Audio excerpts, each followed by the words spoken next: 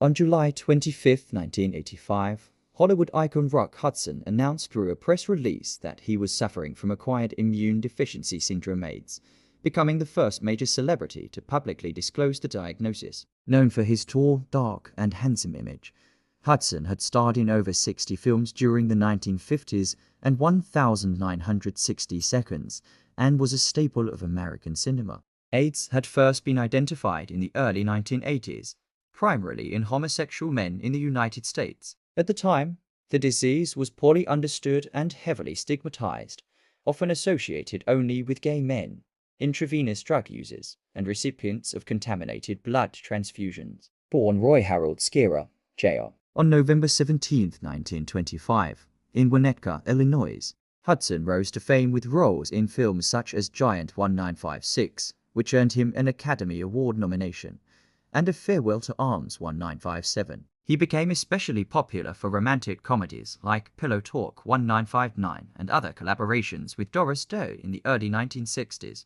In the 1970s, he transitioned to television, starring in Macmillan and Wife. By the early 1980s, Hudson began experiencing serious health issues and underwent heart bypass surgery. His final acting role was on the TV drama Dynasty from 1984 to 1985. While in Paris in July 1985, Hudson was hospitalized, and early media reports suggested he had liver cancer. However, on July 25th, he confirmed he had AIDS and was in France seeking treatment.